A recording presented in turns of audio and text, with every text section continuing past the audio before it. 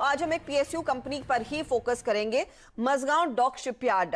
हमारे साथ कंपनी के सीएमडी जुड़ रहे हैं, वाइस एडमिरल नारायण प्रसाद। प्रसाद साहब, स्वागत है आपका सीएनबीसी आवाज पर। आजकल डिफेंस कंपनियों पर सबसे ज्यादा फोकस लोगों का आया है, क्योंकि एक तो आत्मनिर्भर भारत के तहत सरकार भी पुश कर रही है कि डिफेंस प्रोक्योरमेंट ज्यादा से ज्यादा भारतीय कंपनियों के साथ ही किया जाए।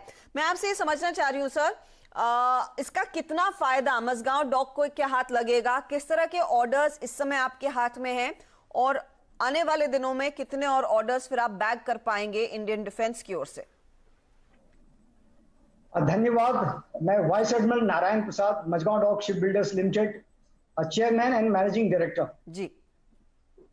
मैं ये कहना चाहूंगा कि आज की तारीख में Mazagon dock ship builders limited के हाथ में जो एक ऑर्डर बुक है वो करीब 52,066 करोड़ है एज ऑन एंड ऑफ नवंबर।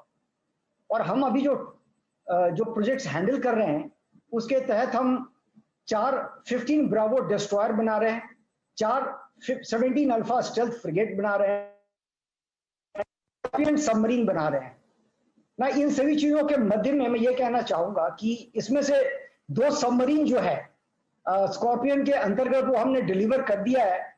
तीसरा जो है वो तकरीबन early portion of January of 2021 हम लोग डिलीवर करेंगे।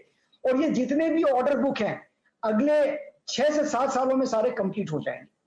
जहां तक आने वाले जो विजिबिलिटी हमारे सामने जो दिख रही है उसके बारे में मैं थोड़ा चर्चा करना चाहूंगा कि अगर हम डोमेस्टिक मार्केट की तरफ देखें तो भारतीय नौसेना की जो मैरीटाइम कैपेबिलिटी पर्सपेक्टिव प्लान है उसके तहत तकरीबन 8-9 हजार का 8,000, 8,000, 9,000 करोड़ के ऑलरेडी आरएफपी हमने सबमिट करा हुआ है।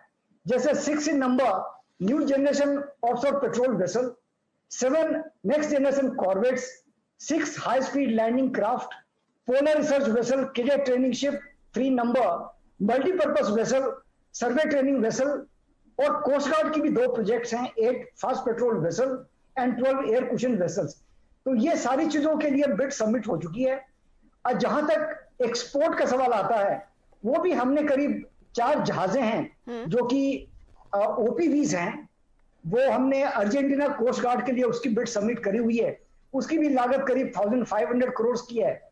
और एक और हमने स्वेज कैनाल अथॉरिटी के लिए एक फ्लोटिंग ड्राइडॉक का भी एक बिड सबमिट किया हुआ है, वो भी तकरीबन 500 से 600 करोड़ का है। तो तकरीबन एक्सपोर्ट की क्षेत्र में भी करीब 2,000 करोड़ की संभावना मुझे दिख रही है। बट जहां तक एक बिग टिकट ऑर्डर का सवाल आता है जिसमें Mazagon dock ship builders limited के साथ जिसमें उसकी पूरी दक्षता हासिल है, वो है आगामी कुछ दिनों में जो आ रही है वो है 6 number conventional submarines fitted with air independent propulsion system. ये जो 6 सबमरीन्स हैं इनकी तकरीबन डीएसी अप्रूवल कॉस्ट इस 45,000 करोड़ के करीब आती है, 45,000 crore. And 5 in number new generation destroyer, वो भी तकरीबन 50,000 करोड़ की है। तो इन चीजों को अगर हम ध्यान में रखें तो ये सामने जो एक अच्छा सा भविष्य दिख रहा है वो तकरीबन 1 लाख करोड़ का है। और इन दोनों प्रोजेक्ट्स में भारतीय नौसेना की जितनी भी ऑर्डर अभी तक आई है वो सभी सिर्फ मझगांव डॉक शिप बिल्डर्स के पास ही आई है, और इसको अभी तक हिंदुस्तान में सिर्फ मझगांव डॉक शिप बिल्डर्स ने ही बनाया है। राइट।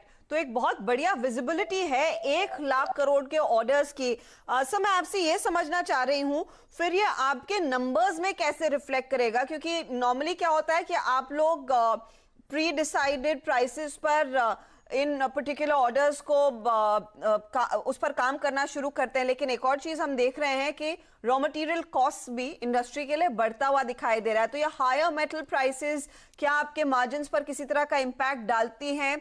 उसकी कैलकुलेशन मैथमेटिक्स आप कैसे करते हैं? जहां तक हमारे जो स्टील एंड लेबर हेड्स जो हमारे जो काउंट होती है, स्टील कॉस्ट जो है हमारे पूरे जहाज की जो प्रोजेक्ट की किसी भी एक शिप को ले लीजिए आप, तो ये सारी जो चीजें हैं वो करीब 20-22% के अंदर ही आ जाती है। तो स्टील खरीदने में हमें कोई दिक्कत की जरूरत नहीं है।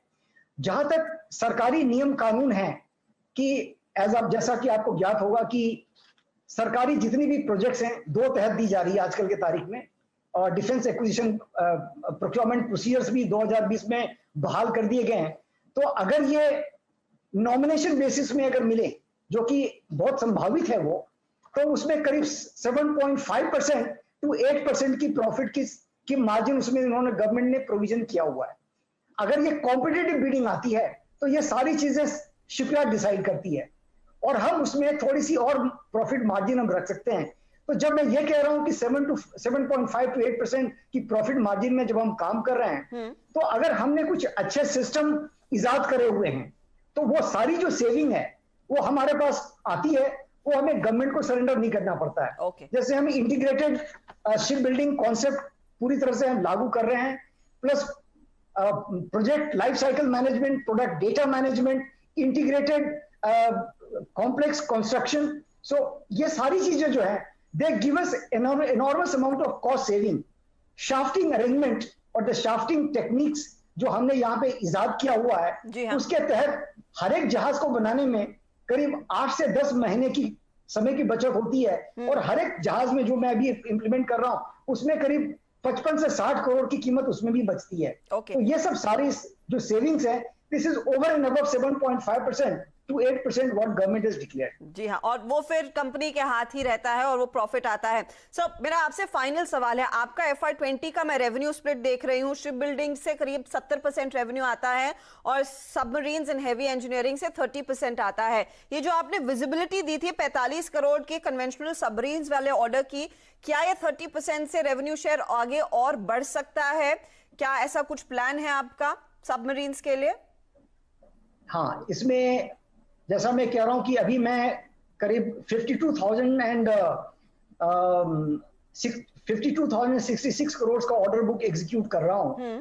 इसमें जो the maximum percentage of participation is for construction of 4 जो हमारे डिस्ट्रॉयर बन रहे हैं और 4 जो हमारी स्टेल्थ फ्रिगेट्स बन रही है। जहां तक सबमरीन का सवाल है, क्योंकि इनकी तकरीबन बिटवीन 99% टू 78% ये सारी सबमरीन्स कंप्लीट हो गई है और 2023 तक हम इसको सभी डिलीवर भी कर देंगे। तो जो maximum participation of the entire VOP जो हम लोग बोलते हैं वैल्यू ऑफ प्रोडक्शन, वो अभी शिप के जरिए ही आ रही है। और हमने जो कुछ रिपेयर्स एंड मेंटेनेंस सेगमेंट जो किया हुआ है उसमें भी करीब 1300-1400 करोड़ की आ रही है। तो आगे वाले दिनों में भी जब हमें ये सबमरीन प्रोजेक्ट्स मिल जाएगी और जो डिस्ट्रॉयड की प्रोजेक्ट्स मिल जाती है, तो उसमें आप मान करके चलिए कि almost at that point of time their participation will be almost 50% 50% हो जाएगा वो, क्योंकि एक 45,000 करोड़ का है, वो 50,000 करोड़ का है। बहुत बहुत शुक्रिया साहब, एक बहुत स्ट्रॉन्ग आउटलुक शेयर करने के लिए।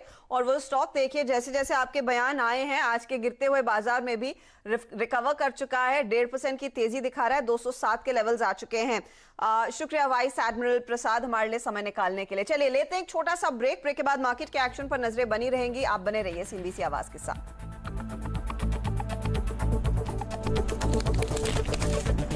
फ्रेंड्स, मिलते हैं अगले वीडियो के अंदर, जब तक के लिए गुड बाय।